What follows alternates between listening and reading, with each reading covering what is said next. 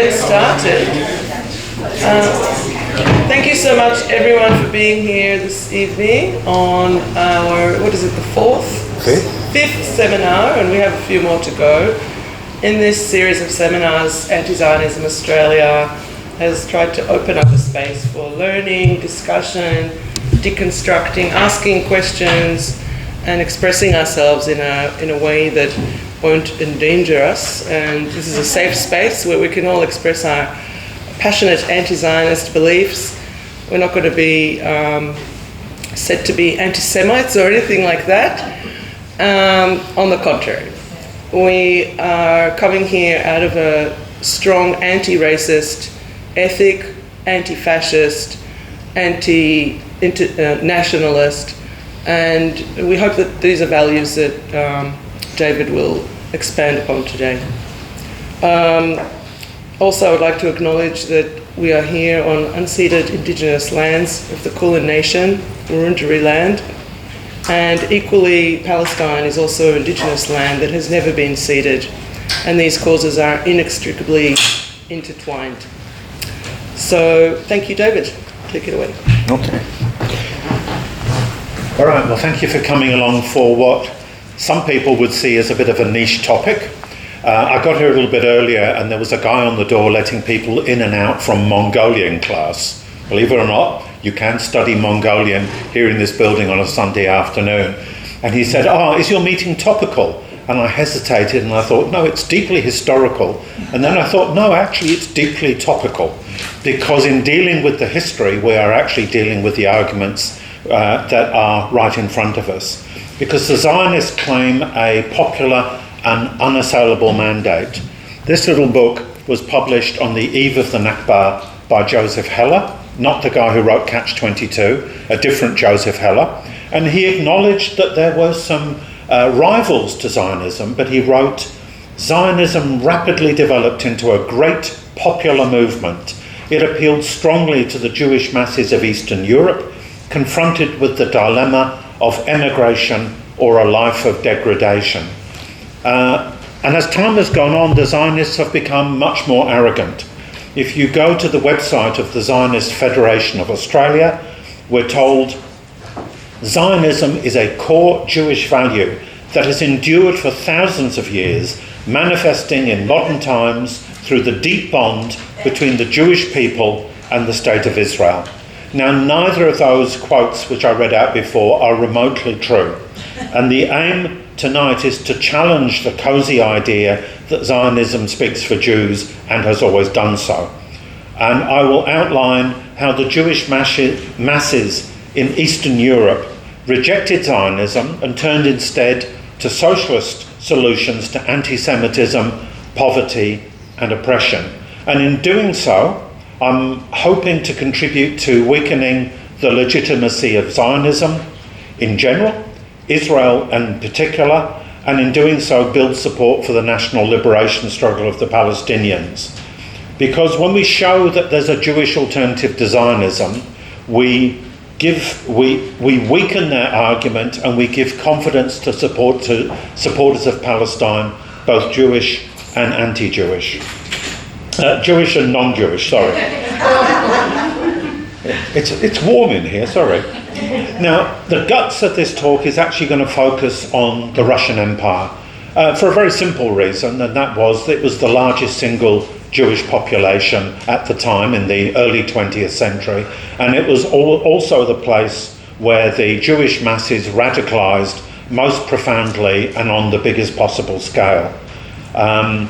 As I'll outline, the Russian Revolution in 1917 dealt a profound blow to anti-Semitism and indicated how it was possible to rip up racism from its roots. But also, towards the end, I'll briefly look at the radical Jewish tradition, the anti-Zionist tradition in the United States, which is, of course, today the largest Jewish population outside Palestine. Now, many of you will know this, but Russia in the beginning of the 20th century was a very miserable place for all sorts of oppressed minorities. the nationalities that had been conquered by the Russian Empire in the Caucasus and all the way across Siberia to the Mongolian and Chinese border. It was profoundly patriarchal and sexist. Of course, you can take for granted that there was absolutely no tolerance for LGBT people, and Jewish people suffered enormous anti-Semitism.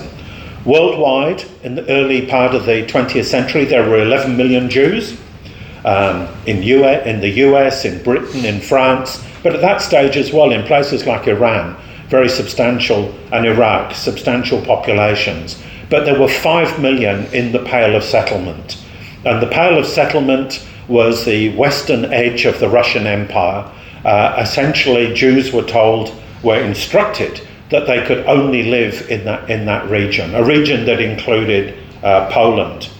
And there was oppression on a whole number of levels. Just to give you one example, universities were only allowed to take 10% of Jewish students in cities where Jews lived. And the Jewish population of the Pale of Settlement was highly urbanised. Across the northwestern provinces and Poland, approximately 58% of the urban population was Jewish. So in cities with 58% Jewish population, the universities would only take 10% Jewish students. But beyond there, in St. Petersburg and Moscow, the restriction was 3%. Now, of course, for the majority of poor Jews, going to university was a dream they couldn't share. And they suffered poverty and marginalisation, but of course pogroms. And pogroms were state-sponsored, state-encouraged race riots designed to intimidate and certainly on more than one occasion to kill and to wound and make homeless Jewish people.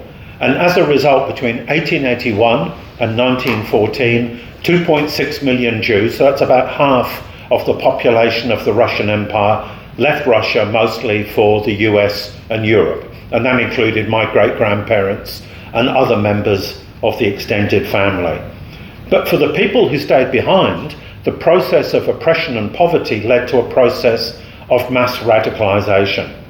And don't take it from the books, don't take it from me. I want to cite what I regard as potentially the most potent Jewish cultural artefact of the 20th century, Fiddler on the Roof. And hopefully you've all seen it, but you'll know that Teva the dairyman had 5 daughters, and the 3 eldest daughters all revolted. And this is at a time meant to be around the time of the 1905 revolution in Russia. They revolted against their father, and they revolted against tradition. And indeed, the middle daughter, the second daughter, Hodl, fell in love with a revolutionary and left the shtetl, the Jewish village, to go off and make the revolution. Now that's presumably semi-fictional, but in real life, Jews flooded into the various left parties. Tonight I'm only really going to focus on 2 of those, but Jews were to be found right across the spectrum of opposition to the Tsarist regime, from the Cadets, who were the very conservative pro-capitalist party, all the way through to the Bolsheviks. About a quarter of all political prisoners at this stage were Jewish, at a time when only 3% of the population of the empire was Jewish. And I just want to say, as an aside, there is often a tendency to talk about Jewish values and assume that they are progressive values. I think, obviously, Israel is doing a lot of damage to that idea. But I think to the extent to which there is a progressive tradition inside Jewish communities and amongst Jews, it is a product not of religion, but a product of this period of struggle. Because all religions are incredibly plastic, and flexible. People think that Buddhism is a religion of peace, but it was Buddhist monks who led the pogroms against the Rohingya Muslims in Myanmar. People think that Catholicism is inherently sexist and transphobic, and there's a lot of evidence for that. But actually, through liberation theology, some people understood their Catholicism to mean picking up an AK-47 and joining a self-proclaimed Marxist guerrilla group.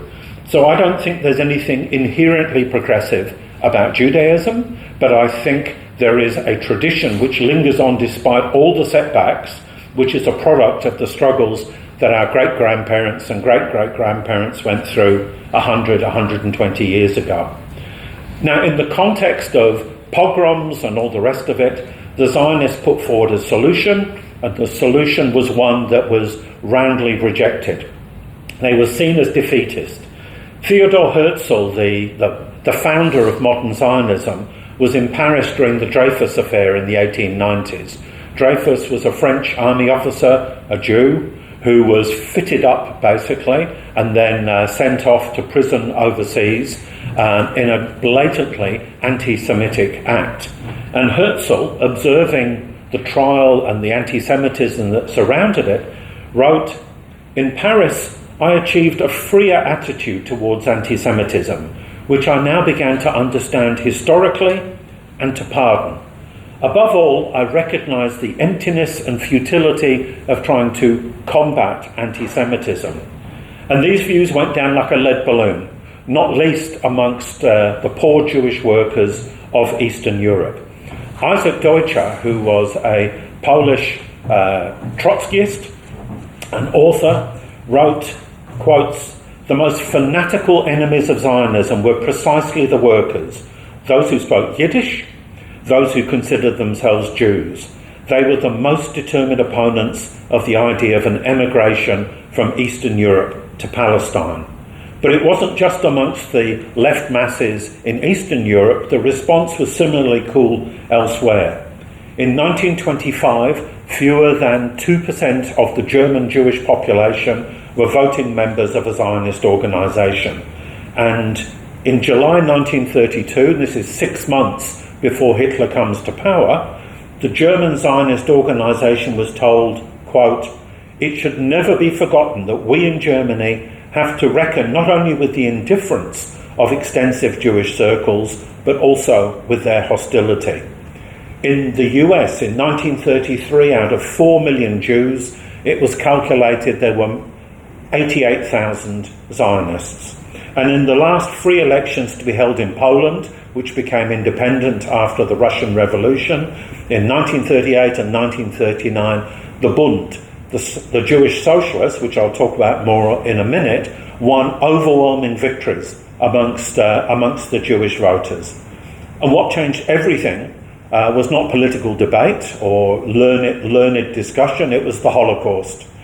David Ben-Gurion, the first Prime Minister of Israel, said, "What Zionist propaganda for years and years could not do, disaster has done overnight."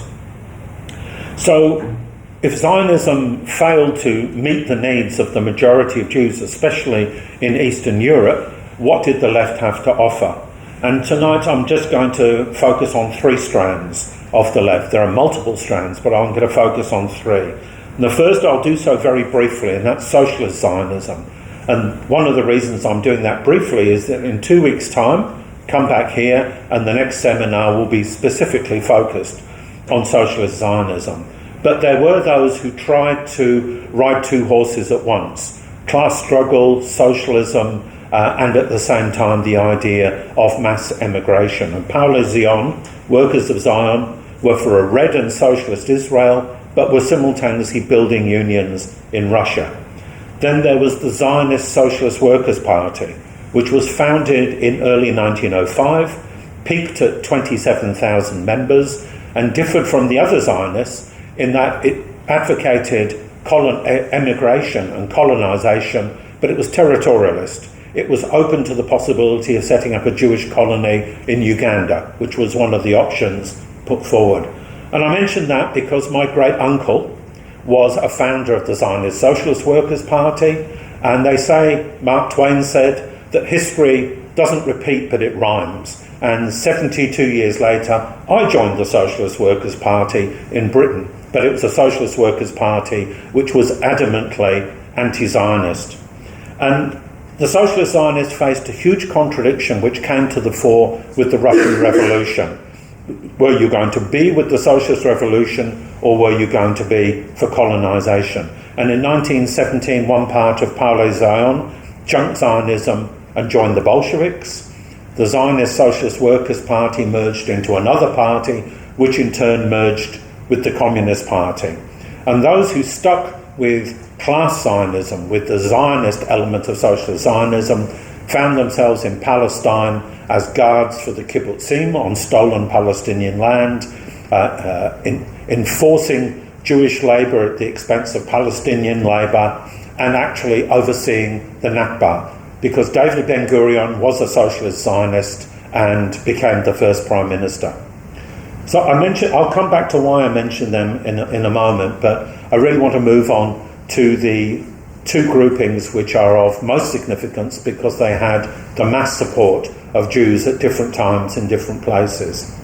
So the Bunt is actually the short name for the General Jewish Workers' Union in Lithuania, Poland and Russia, and it was founded in 1897. Bunt is Yiddish and German for union.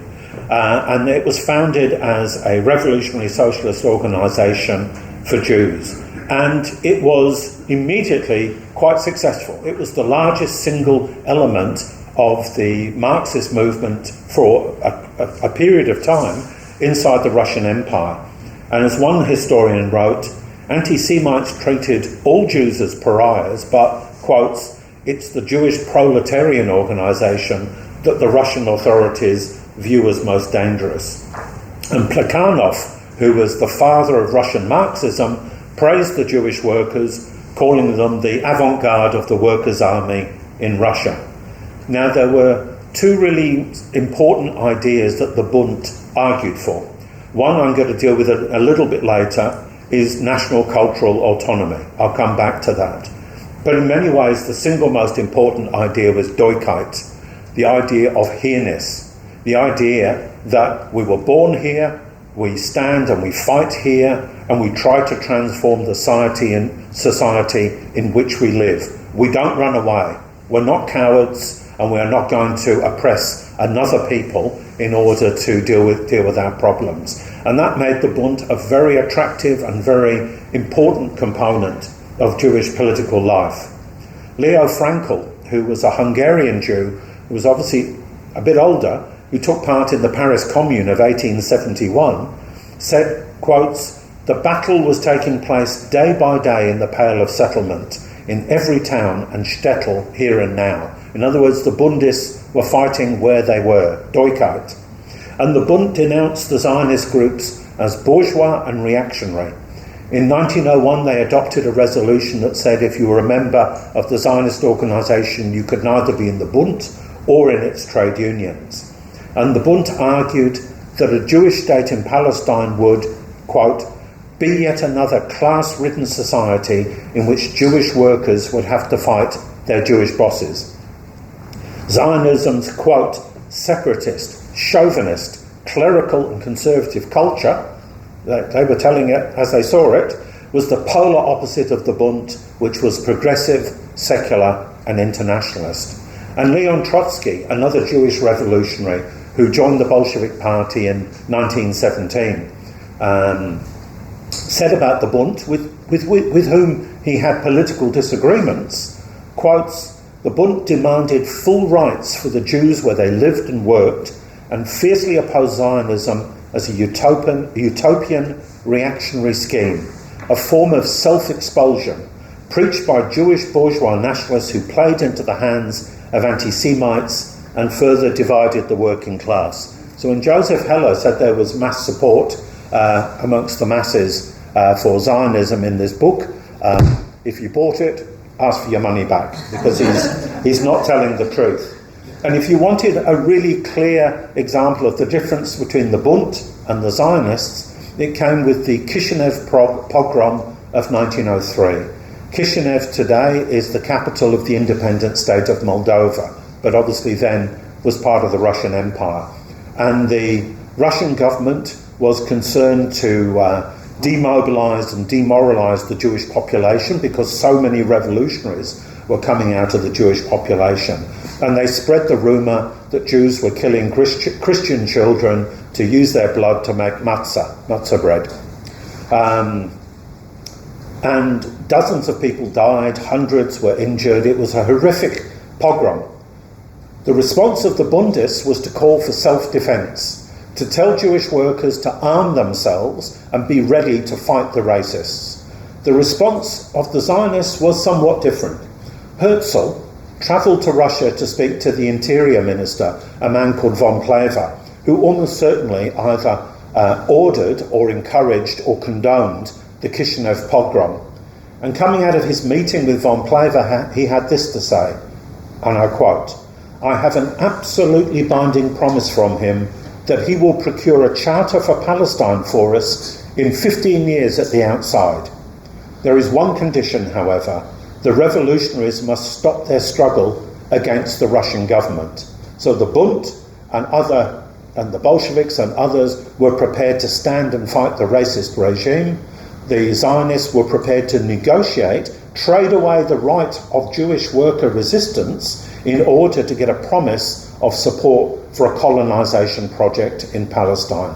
You couldn't get two more deeply counterposed positions. And the point is that the Bund had the overwhelming support of the Jewish working class.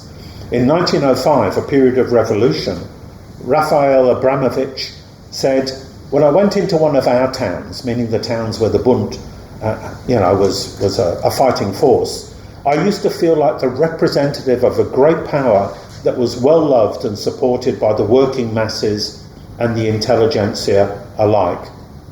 Now, the Bund did break ranks with the rest of the Marxist movement in Russia. I won't go into this great detail. If people want to discuss it, we can talk about it afterwards.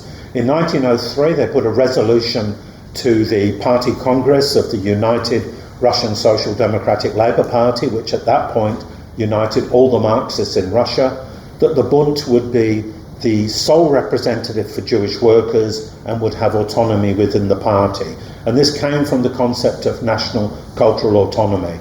This was rejected, and I think correctly so, on the grounds that actually, if you began to fragment the working class, the Jewish working class, the Georgians, the Uzbeks, and the Russians for that matter, you would weaken the movement. And conversely, that it was the responsibility of the entire movement to fight all forms of oppression. It's around this time that Lenin writes his pamphlet, What Is to Be Done, and he argues that the Revolutionary Party has to be the tribune of the people, to stand up against all forms of oppression. Regardless of who you were personally, it was part of your responsibility to fight oppression everywhere. And the Bund continued to prosper to some degree. In May 1906, it had 33,000 members. In February 1917, the first revolution of that year that overthrew the Tsar, they had 40,000 members. But rather like the Zionist socialists I talked about earlier, although there were substantial differences, there was also a degree of overlap.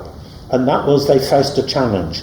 Henry Tobias, a historian of the Bunt, and thank you to Sylvie for lending me this book, said that the Zionists saw the Bundists as assimilationists, the Marxists saw them as Zionist or nationalist. And he said, quotes, "The Bund's middle road between nationalism and socialism, the attempt to fit a Jewish national consciousness into a broader Russian framework, found no easy acceptance either inside or outside the organisation. And in many ways, like the Socialist Zionists, the Bund was pulled to pieces by the success of the Russian Revolution. People had to decide whether you were with the revolution wholeheartedly or you held back. And that I think in many ways was part of the beginning of the end for the Bund. They lived on in Poland till the Second World War, but today the Bund has been marginalised. There's a book, which I haven't read yet, by Molly Crabapple, which people talk about quite a lot. If anybody here has read it, it will be interesting to hear about it in the discussion. And I think there's a new generation of young Jews who are breaking with Zionism, who are looking at the Bund as a possible alternative. But I think we have to be brutally honest when we look at the experience here in Australia, here in Melbourne, that what is left of the Bund is really a Yiddish cultural society, an act of nostalgia that quite rightly celebrates the resistance in the Warsaw Ghetto once a year, but which is 100% silent on the genocide in Palestine. And you cannot be an anti-Zionist and be silent on the genocide. So the Bundists 100 years ago were fighters against Zionism. The fragments that are left today, sadly, are not. Now, the other grouping I will deal with before I come to an end is the Bolsheviks, which went on to become the Communist Party. And Jews were, it was always something of a minority option for Jewish workers against the Bund. But that changed with the revolution in Russia in October 1917 that proved it was possible to not just smash Tsarism, that had been done in February, but to smash the control of the landlords and the capitalists, and to stand up against racism in all its forms. And Jews began to turn to the Bolsheviks in mass numbers. The Bolshevik Central Committee, elected in March 1918, had 15 members, 5 of them were Jews. Of the 7 members of the first Politburo, so essentially the cabinet of the Soviet government that was formed after October 1917, out of 7 people, 4 were Jews: Trotsky, Zinoviev, Kamenev and Sokolnikov. 22% of all those in the Soviet administration, in the Communist Party, or in the military apparatus who died in the Civil War against the White Armies. The White Armies were fighting for the restoration of the landlords, of the Tsar, or the royal family, and of capitalism. 22% of those who died were Jewish. Remember, 3% of the entire population of the empire was Jewish. And there was a good reason to fight that civil war, if for nothing else, that the White Army fought under the slogan, "For Holy Russia against the Jews." At the party congress in 1921, 13.5% of all the delegates were Jewish. So you can see that over and over again, the turn to a socialist solution rather than a nationalist solution. And the outcome of the revolution, unfortunately, as I'll explain, was short-lived, was nonetheless dramatic. The Pale of Settlement was abolished. There was full equality for Jews in every respect. The party set up a Jewish section, the Yevsektia, in 1918 to carry out essentially work amongst the Jewish masses. The party led the fight against pogroms and punished people out of hand who took part in pogroms and essentially acted as a shield for the Jewish population, in particular in places like Ukraine. There was a flowering of not just Jewish culture, but of Yiddish culture. Schools, literature, theatre, and these are times which were still very, very tough, where people were emerging, in fact, hadn't yet properly emerged out of the First World War, the Revolution, and the Civil War against the counter-revolution, but people wanted to make culture. And some Yiddish writers actually returned from overseas, from the US, to take part in this renaissance of Jewish culture. Some universities set up academic departments specifically to look at Jewish issues and Jewish history and the rest of it. In the Pale of Settlement, the bulk of Jews had been workers, but they'd been workers in small workshops, often sweated by Jewish bosses. With the revolution, young Jewish workers went into heavy industry. They deliberately wanted to be part of building this new society. And interestingly, because Jews had been almost completely excluded from farming and agriculture, Jews were given land in the Crimea. 100,000 Jews were allocated land in Crimea. That experiment was, at least for a while, so successful. In 1928, I find this hard to believe, but I checked my sources, 70 people arrived from Palestine to take part in the building of the new society. A Jewish woman, a Polish woman called Esther Rosenthal Schneiderman, in 1926 attended a Jewish conference on education and said, quotes, "Up until then, I had never seen a Jew in the role of high official. Here on the podium were top officials speaking Yiddish. So the revolution threw everything up in the air, threw off the chains. Unfortunately, it was not to last. Given the isolation of the revolution, Joseph Stalin and the bureaucracy around him went to fast forward the industrialization of the country, and to do so, they had to crush all forms of dissent and independent organization. and everybody who had gained from the revolution. Workers first and foremost, women, LGBT people, national minorities and Jews all saw the gains of 1917 run through their fingers. In 1930, the Yevsektia was abolished. Hundreds of Jewish schools and newspapers were shut down. This was the counter-revolution in action. In the terror trials of 1936 to 1938, where Stalin set out essentially to kill anybody who remembered how things used to be, all the senior leadership, there were large numbers of Jews arrested, deported, sent to Siberia, disappeared, or just out and out executed. And even towards the end of Stalin's time, just before he died, there was the so-called doctor's plot, where there was a completely made-up fake news about Jewish doctors trying to kill Stalin. So Jews had looked to socialist revolution, the Bund had failed to deliver, the Bolsheviks had delivered, but the counter-revolution took that away. I'll finish briefly with the United States. One historian, I'm pretty sure it's this one, this is a very new book on the anti-Zionist Jewish left in America. Very difficult to read, I have to say. He wrote, socialism was hegemonic in US Jewish life before the Cold War. And by hegemonic, he didn't mean that everybody was a socialist, but he meant that socialist ideas permeated society, helped form the common sense inside Jewish communities. In 1920, Eugene Debs stood for president on behalf of the Socialist Party. He got nearly 40% of the Jewish vote. Across the whole population, he got less than 4%. And I'm reminded when I look at that statistic of the 40% of New York Jews who last year voted for Zohran Mamdani as a socialist and a Muslim and a supporter of Palestine. And I think we can have some faith for the future. In the 1930s, half the membership of the Communist Party in the United States was Jewish.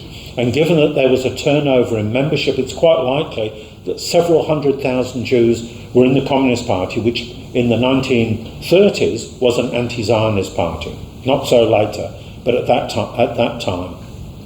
And a range of intellectuals, including Alexander Bittelman, who was a writer, Robert Gessner, also another writer, and names you're more familiar with, Albert Einstein and Hannah Arendt, all rejected Zionism as anti-Palestinian, pro-imperialist, and opposed to Jewish values, however you want to define them. And it's interesting that by the 1930s, there was an awareness of the need to defend the rights of the Palestinians. This was no longer an argument against emigration, it was an argument against colonization and acting on behalf of the major imperialist powers. Robert Gessner estimated in the US in the 1930s about 1% of Jews were Zionist. And I'll finish with a remarkable few comments from an essay he wrote in 1935. He called it The Brown Shirts of Zion. He called Vladimir Jabotinsky, who many people here will know was an extreme right-wing Zionist, he called him a Jewish Hitler. He called the kibbutzim that were forming in Palestine the socialist nationalists of the Zionist movement. And he declared that for the Zionists, the Palestinians were to be, quotes, disposed as so many American Indians. And it's quite striking that the American left, including the Jewish left, understood that what was happening in America with Native Americans and also with black people was something that was manifested in the treatment of Palestinians by the Zionists. So I'm going to finish up because there's more than enough there to think about and to discuss. And I really want to sum up with, I suppose, 4 simple points.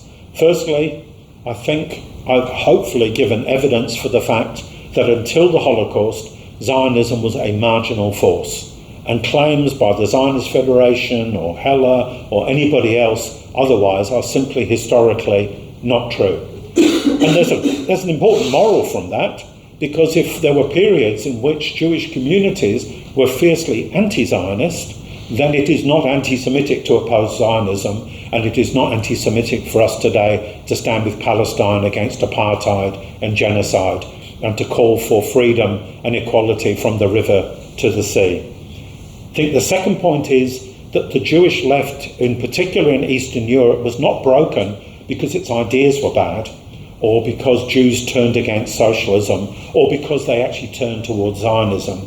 There were two world historic defeats that smashed the Jewish left-wing project in Eastern Europe. The first was the Holocaust, because when 6 million Jews went into the gas chambers, the Bunt went into the gas chambers, with very few exceptions.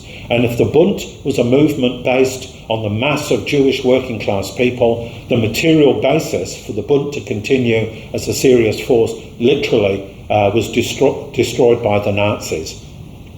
And on the other hand, Stalin and the counter-revolution that he led in Russia through the mid-late 20s and into the 1930s was a setback for all sorts of people, but a profound setback for Jews who could have and should have and did for a brief period benefit from socialist revolution.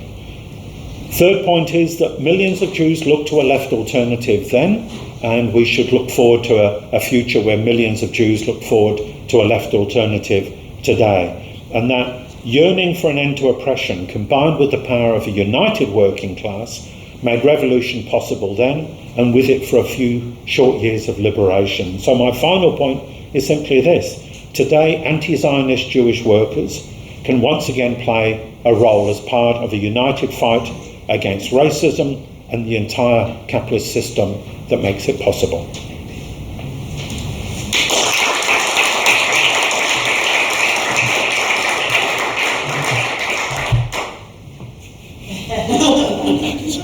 Somebody want to come and run the discussion, or am I chairing myself? May I suggest maybe we sit a bit in the circle and we'll talk to... Yeah, by all means. Or is that going to stuff up the video? Or Sylvie, would you like to come and take the seat in front of everyone? Well, I wasn't meaning to conduct the Q&A. I was hoping you will do that. All right, I'm okay. happy to sit here. Well, I'll stand then. Okay, comments, criticisms. There may well be people who are more pro-Bunt in the room than I've expressed. Observations, put your hand up and let's have a discussion. Sylvie. I mean, I'm not a historian, I'm more of a science nerd, but I do come from a Buddhist background, and I'm thinking about the period of the revolution. There was the first revolution in 1917 and then the second revolution in 1918. The first revolution, it was the Mensheviks, and they set up a parliament. No, anyway, carry on.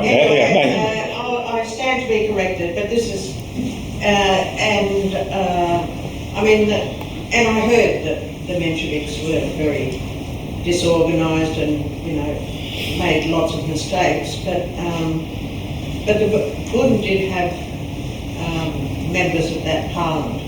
So it was a democratic socialist sort of set up the first revolution, basically, and then the communists were more authoritarian and non-democratic. Anyway, that was something I just thought might be worth discussing. Do people want me to respond to stuff, or should I wait for a few comments? All right, I'll respond. There were actually three revolutions, just to make life interesting. 1905, which failed. Lenin called that the Great Dress Rehearsal. February 1917, when the Tsar was overthrown. And then October 1917, when the Soviets, and Soviet is the Russian word for council, when the workers' councils took power, led by the Bolsheviks. You've opened a very big discussion, Sylvie, and I'll be really brief, and I'm probably not going to satisfy anybody, but the problem with the non-Bolshevik left was that it was not prepared to call for an end to the war. At this point, Russia was still in the First World War. People were still dying in the horror of the trenches, and the workers and the soldiers wanted an end to the war. And the only way they could get it was the Soviets taking power, and the Bolsheviks were the only party who said, you are right to take power, and we will end the war immediately, which essentially essentially they did. And the other forces on the left prevaricated. The Mensheviks were in favour of keeping the war going. So I think life's a little more complex than maybe you suggested. Are you cheering on me? About the Jewish Russian that came to Palestine before the revolution, before the Second World War. As a Russian citizen, they have, in the Ottoman Empire, they have a privilege over all the other population.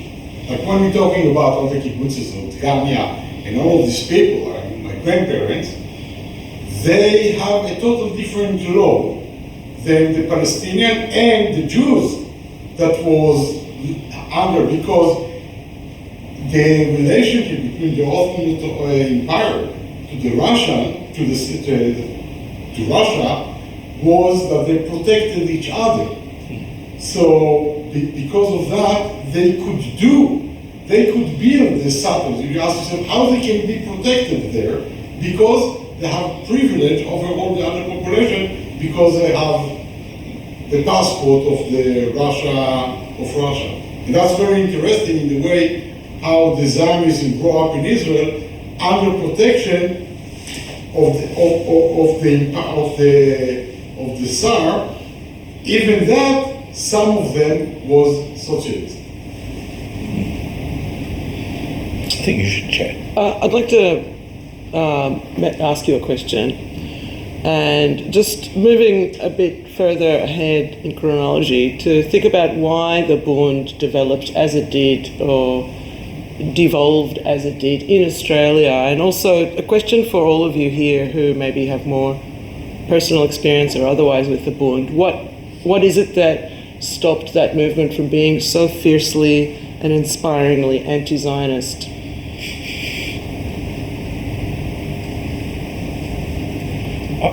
I'd like to hear from people who have grown up in the Jewish community here, because I'm an immigrant, so I don't know all the history, but my sort of guess is, from what I've read, for instance, Max Kaiser's book, which is quite interesting on this topic, that there came to be an acceptance of Israel's legitimacy, not just from the right, but also from the left. I mean, part of the tragedy of the Nakba in 1948 is that the communist parties supported the establishment of Israel. Russia supported it, and Russia and Czechoslovakia supplied guns to the Israeli forces. And so there was both a sort of a left and a right consensus that Israel was legitimate, which I suspect would have undermined and marginalised the Bundist voice. And I think Max sort of goes over some of that in his book, and I recommend that people have a look at it. But if anybody here, having grown up here, has family history that explains things better, it would be fascinating to hear. I grew up in occupied Palestine, and I never heard of the Bund until coming here. I never knew it was a thing, so it was well erased from the picture over there. They had a newspaper in Israel. My great uncle was the editor. Well, the Bund newspaper in Yiddish. In Yiddish. Well, of course. So most Israeli generations that came after 48 were not taught Yiddish, and it was strongly discouraged. Like you told me before, it was really looked down on. This is a book that I've used over the years, Revolutionary Yiddish Land. It was published about 30 years ago in French. A couple of French Trotskyists actually went to Israel to interview a lot of survivors of the revolutionary period between the beginning, the first 40 years or whatever of the Russian Empire. I can't remember all of it now, but I remember one incident that really stands out, and that is they were having a public forum in Yiddish to commemorate the Warsaw Ghetto uprising in Israel, and it was broken up, physically broken up by Zionists. So when was that? When was that? Now I'm going to have to look through the book, but this is obviously after 1948. So it's after the Israel's been founded. David, I have a little bit of intel on the current state of the Bund, only that my daughter attends the SCIP youth movement. Just recently started because a good friend of hers is a member of an old Bund family, and I think it's in a little bit of a state of turmoil at the moment. There seem to be a few people still involved who do have anti-Zionist tendencies, or philosophy, but it seems like the majority of people are now pretty much Zionist.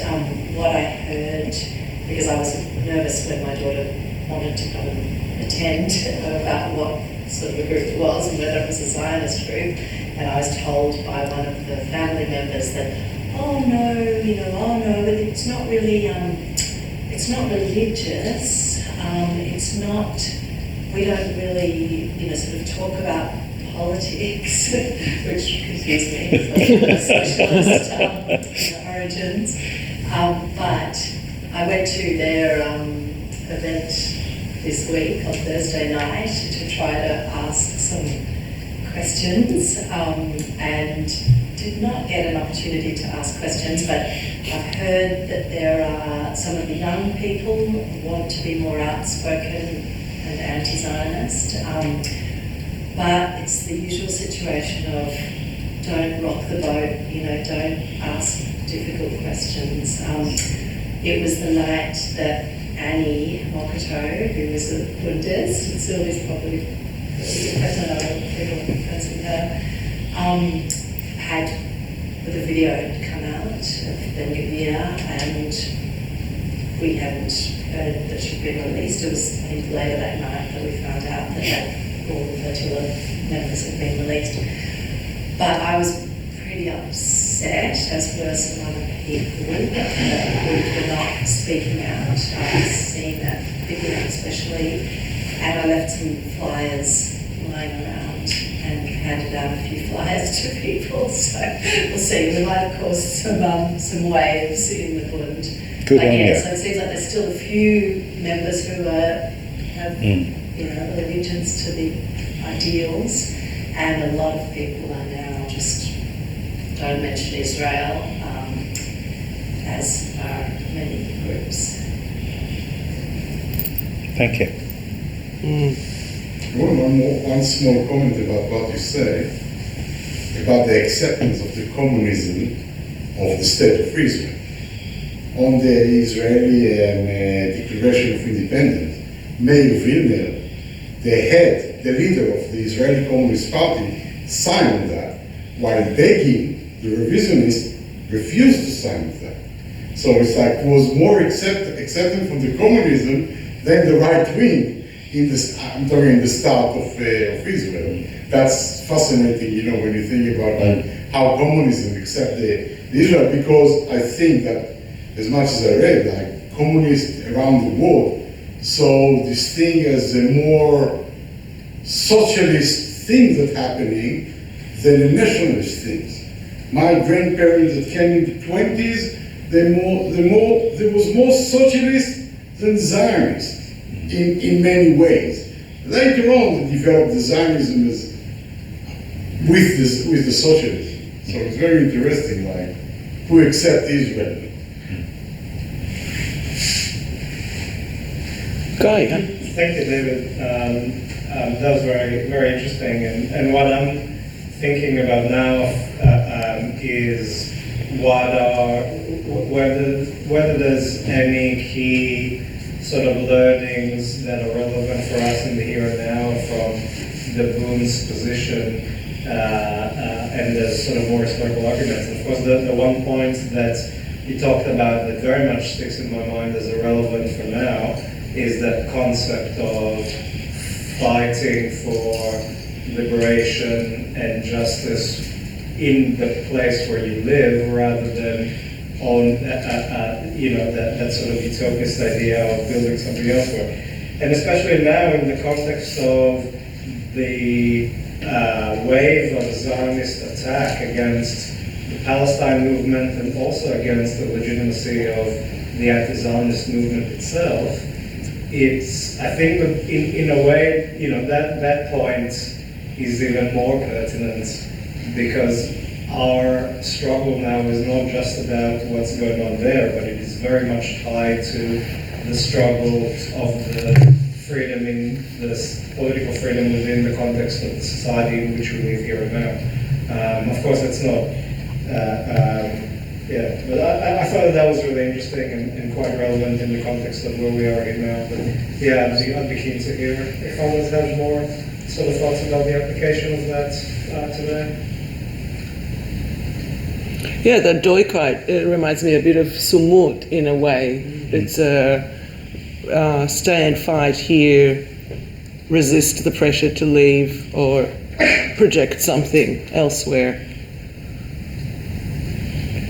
I think it was obviously in the context of Eastern Europe in that period, Doikite was an enormously powerful idea and counterposed to Zionism. But at one level, I think it's an idea that all progressive people share, that if you don't fight, you lose. As another way that it's been put in the Australian Union movement for many years, that there are no alternatives, that you can't step out of oppression and exploitation and find an oasis of goodness. The system is rotten. The system breeds anti-Semitism and Islamophobia and war and climate destruction, and we have to stand and fight. And you stand and fight where you are. If you happen to be deported, then you should stand and fight where you're deported to. And there are examples of revolutionaries in that situation. So I think Doikite, even though I'm not a Bundist, I absolutely endorse. I think it's a basic building block of resistance against a rotten system for all people. And you don't have to use the Yiddish term to understand the politics. The national cultural autonomy, I do think, is a major problem, and I don't think that would be useful for us today. It's essentially a form of identity politics that says only Jews can speak out for Jews, only Indigenous people can speak for Indigenous people, only women can speak for women. And while there's always an element of truth that the oppressed have to speak up for themselves, that's absolutely the starting point of wisdom, we can't win. None of us in our different sections of oppression, none of us can win without the solidarity from other people. And I think I'm trying to contribute towards building a socialist organisation that unites people regardless of background, and in the spirit of what Lenin argued 120 odd years ago, that all of us are responsible for fighting the oppression of everybody. So that's where I would say that the Bundist tradition really is not very useful in the here and now. Yeah. I was just wondering, you said that there was some overlap between the Bundists and the Zionists, and you talk about fighting in the here and now, which I endorse as well. But as someone who had to leave Queensland and escape what I found more repressive than Melbourne, including the weather, was there a softness on nationalism amongst the Bundists? Is that where they overlap with Zionism? And how did the more radical Bundists challenge that? No, they were internationalists, the Bundists. Oh, they were internationalists. They weren't like nationalists. But they also argued for national cultural autonomy. And what they meant by that was not that there should be national cultural autonomy without the national. Well, the history books I've been reading refer to it as national cultural autonomy. And what they meant by that was not that there should be a piece of land carved out exclusively for Jews. What they meant was that Jews should have the ability to live amongst other people, but within Jewish organisations and the like. Now, of course, any oppressed group, any group can set up an organisation, but the problem that the rest of the left, and the reason there was a parting of ways in 1903, is the rest of the left said, once you start to splinter, where do you stop? Do the Latvians, the Lithuanians, the Armenians, the Georgians, if they all set up separate organisations with autonomy, you've actually broken down the working class. It was an argument that Lenin had with the leaders of the Marxist movement in the Austro-Hungarian Empire, where they also argued, we've got a multiplicity of ethnicities in this empire. Every ethnicity, I'm using ethnicity as a broad term, should be able to operate equally alongside all the others. And Lenin argued you're dividing the working class and you're mirroring the state. You're accepting the divisions that pre-exist with the capitalist state, and that actually internationalism means breaking down those barriers rather than reinforcing them. You know, our Aboriginal communities are about keeping the language, the culture, the same sort of thing. Yes. You know, as keeping your languages and stuff. We don't want all Aboriginal people to just speak English. We Exactly. want them to have their groups where they can maintain their cultural identities. That's not nationalism. Maintaining a cultural identity is not what I call nationalism. Is borders. This country is this, and we're superior to other countries, and that's very different to cultural autonomy, which is what Bundism was about. They were not nationalists, sorry. Well, they argued that the Jews constituted a nation, living amongst other nations. They didn't use the word nation. The definition of the word nation 100 years ago is totally different from the definition of the word today. It's more like, when we're talking about Aboriginal people, we're talking this nation as this nation, and we're not calling them nationalists or something like that, because we understand it's more a word for a tribe. 100 years ago, when Jews say we are national, they talk a nation, they're talking about more in a tribe than what we talk after the Second World War as nationalism, but it's totally different way of the term change in the last 100 years. Yeah. It's cultural identity, it's not... Let's leave the word national aside for one moment. What was happening in practice is that the Bund said, we can be the only people who organise Jewish workers. We can be the only people who speak for Jewish workers. And that's different from encouraging culture and language and so on. That's actually putting a dividing line through the working class.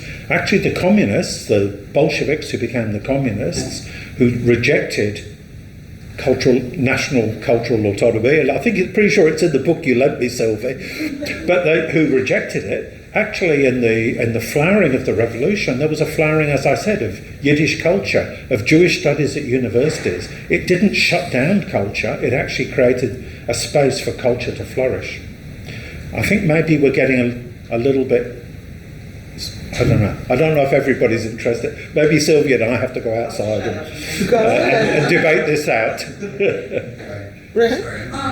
I'm just curious how Bundism manifested itself in Palestine. Did they go and set up kibbutzes on Palestinian land, or it was just outside Palestine? I think the reality is that most of the Bund either emigrated to the West, and so there are, Bundist traditions in Australia and in America, or they died in the gas chambers because the Bundists didn't go to Palestine. I'm sure there would be some individual Bundists who coming out of the displaced people's camp, in 1945, 1946, and told, you've got one option, go to Palestine or rot here, went to Palestine. And this book, paradoxically, is interviewing people who took part in the Bundist movement, in the Bolshevik movement, and so on, but they were all living in Israel. And they lived in Israel because they were given essentially because they had no other choice. But organising in Israel was it was extremely difficult, and it was also no longer relevant. To be a Bundist is to organise the Jewish working class masses. There were no Jewish working class masses to organise in the way that they had done in Poland and Lithuania and so on.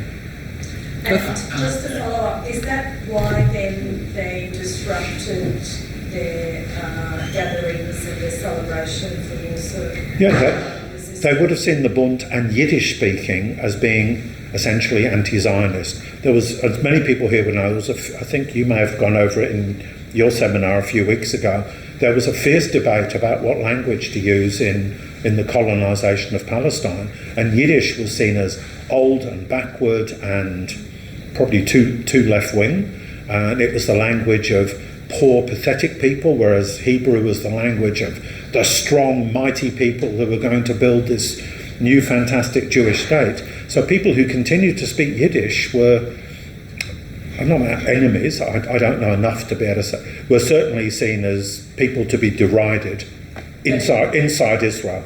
It also debunks the myth of this is where you come from because if you speak in Yiddish. And the myth that all Jews support Zionism. Yeah. This very small group, very, very small, you're talking about 100, maybe 200 Bundists came to Israel after the Second World War, and very few before that. After the Second World War, was mainly all of them Holocaust survivor, and you know, because if you see the map, like from the worst kind of Holocaust, like from the middle of the Holocaust, they tried to protect the Yiddish, the scholar Yiddish culture, because in Israel it was Yiddish culture of ultra-Orthodox. They keep their Yiddish culture, and that was until today. They speak Yiddish this, but the scholar Yiddish, the Open Theater, Yiddish Theater, they publish books in Yiddish, in scholar Yiddish, and that's what they try to do against the Zionism that, like, I will just give you an example. My parents born in Israel. Their parents speak Russian. My mom told me that when her parents, you know, with their friends start to speak Russian, the children come to them and say, speak Hebrew. They didn't let them to speak Russian at home. They didn't want, like, think about, like, today we talk about second language, how good is for a child. My parents was denied from their by themselves to have a second language. I could speak Russian today, you know, if it's going like that. So that, this small group protected the Yiddish scholar. Like, I have a book at home in Yiddish, written by Bezalel Schatz. He was an artist. He's the one that established the Academic of Art in Israel called Bezalel, and it's the book called The Way to Jerusalem. It's all written in Yiddish. Today with AI, I think I can translate it, but yeah, it's all written in Yiddish, in scholar Yiddish. Yiddish that the ultra-Orthodox Jew here from Melbourne hardly will understand, because it's a scholar Yiddish. Did anybody else who hasn't spoken, any questions? So yeah, that's a good question. I'm just thinking about when you talk about Deutschland and sort of being in the here and now, and you know, not wanting to be elsewhere, not wanting to move to Israel. And I'm just thinking about the impact of the Holocaust, because you obviously mentioned, like, many of the Bundists were actually literally killed in the Holocaust, because it was the centre of Eastern Europe. But then, like, I mean, that idea that, you know, you can be here and now, and this is what we can be proud to be living where we are. We don't have to move to Israel.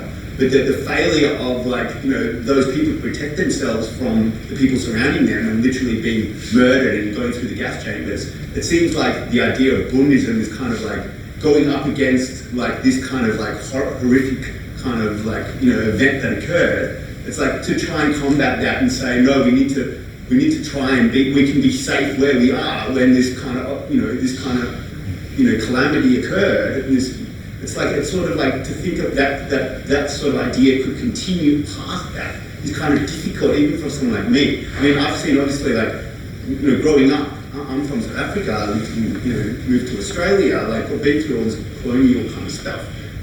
We never learned about the Nakba. Like, that never featured. I don't know how many Jews around the world actually learned about the first Nakba in 1948. Like, it seemed like maybe it wasn't really a thing, like, people didn't know about it.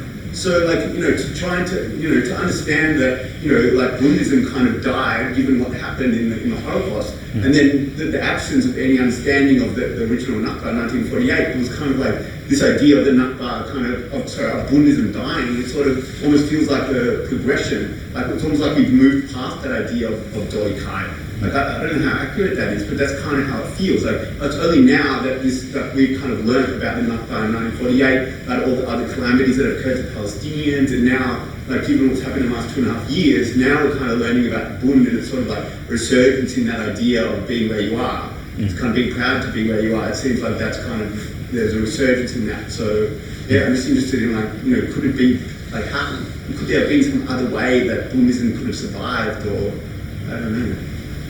I think the problem was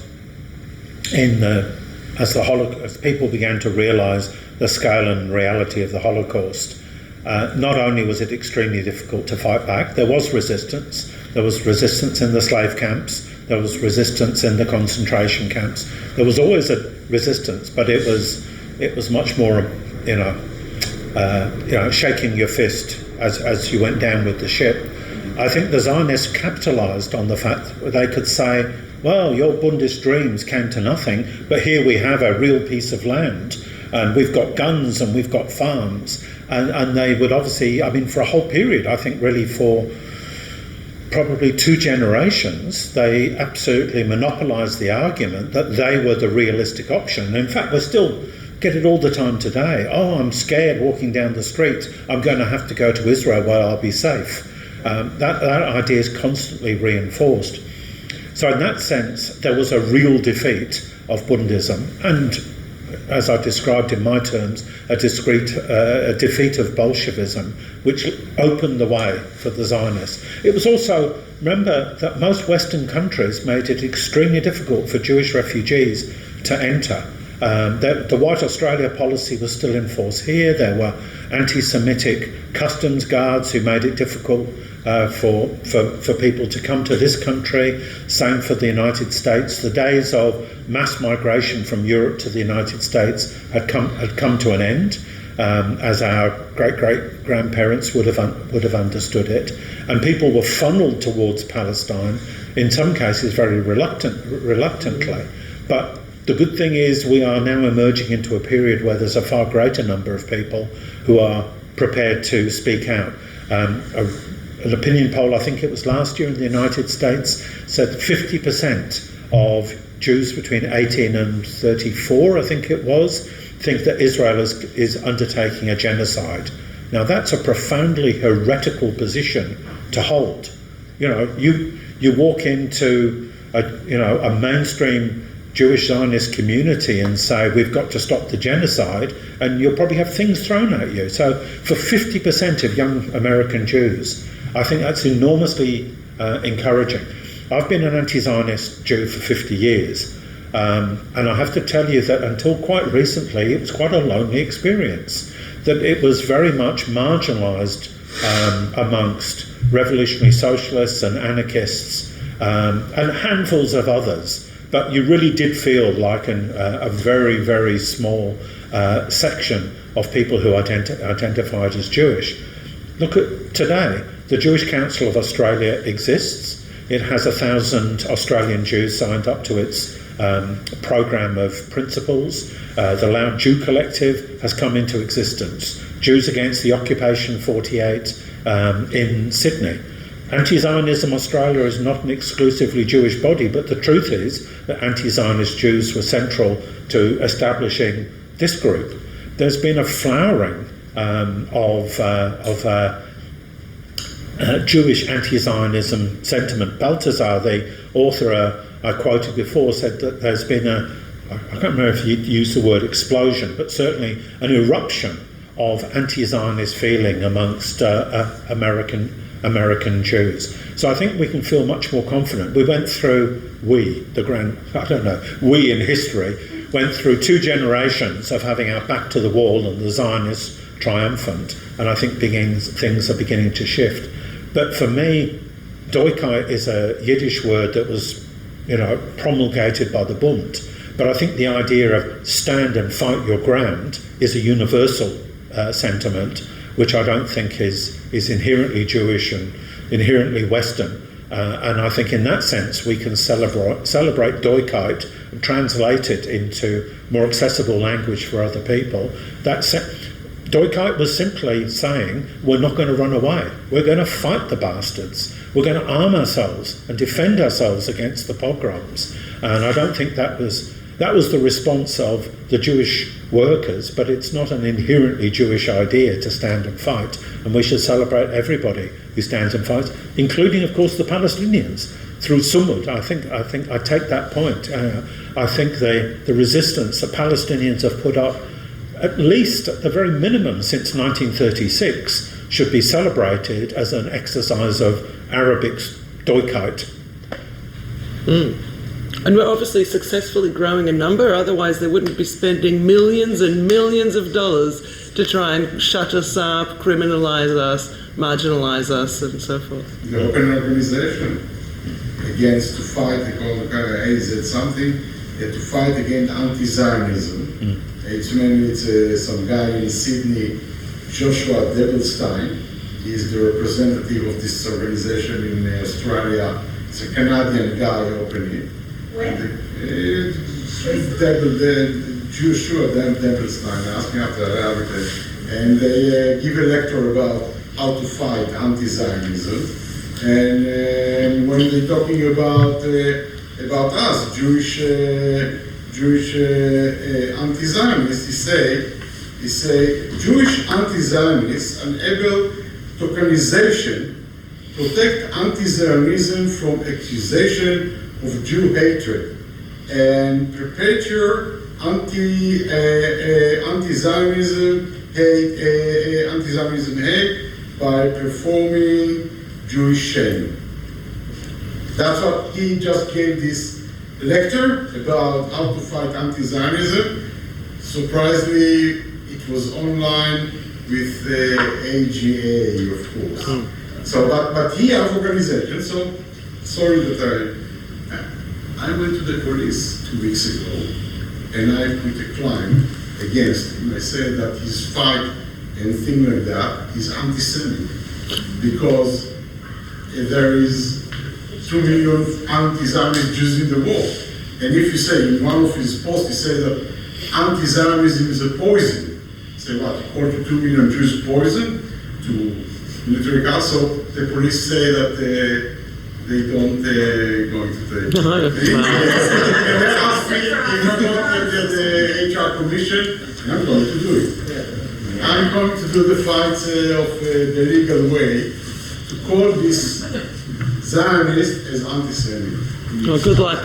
Good luck, we're all standing right behind you. We had some success with the Human Rights Commission doing something like this with legal. That's right. You know, and I learned it from the Zionists that use the law to fight against Palestinians. And I say, why I can don't do that? You know, it's very easy. Everything today by email, I don't need to write letters, I don't need to post them. I just have a nice text, ask ChatGPT to fix it for me in good English because it's not my native language and I can do whatever I like. All right. Human Rights Commission working group? Talk to me. Yeah, get in touch with Steph. Sylvie, the last comment? One thing that's not talked about much is pre-1948 and the Jews that lived in Palestine in harmony, peacefully with the Palestinians. Why hasn't that been focused on war? Even by the anti-Zionists, we don't talk about that enough, about how harmonious it was. When Pre-1948. Maybe before the 1880s, I would say, because in Turn of the century change. so the first migration, which then became the first Zionist migration, started in 1882. You had, before that point, you had about 25,000 Jews that lived in Palestine, and most of these people were ultra-Orthodox, and many of them never joined Islam. However, most of the Jewish people that migrated after that point were part of the project of building an exclusionary Jewish society in Palestine. Unfortunately, is the reality. Of course, there's been a small minority that fought against it, but like the whole idea of that Jews and Palestinians live in harmony, I think it's a total myth when we talk about the early 20th century. Because in the early 20th century, you had the fast building of Jewish-only institutions, really from 1920, really kind of accelerated. So, but before that, you can maybe talk about that, because really Jewish people living in Palestine were very much a part of the local society. However, yeah, like I said, it's a relatively small group that many of which never joined Zionism. And also, it was a mostly Arab population. The vast majority was not Jewish. Yeah, so there was a small number. Things were okay. Yeah. But they bought land legally from the Palestinians. Not legally. Some wasn't legal.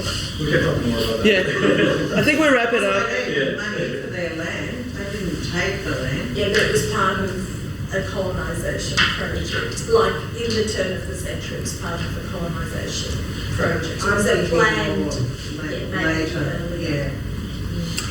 Well, perhaps we're going to hear a bit more about that in our next seminar, which is in 2 weeks, about socialist Zionism, presented by Kim Ali, who's a professor here at the University of Melbourne. And looking forward to that. But let's thank David for that incredible story.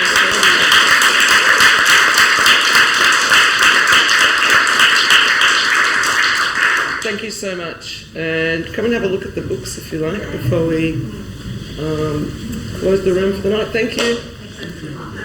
And if you haven't put your name down on the contact sheet, so we can let you know about it. Contact sheet. And all the seminars are good question. so if you missed any of the previous ones, they're all online.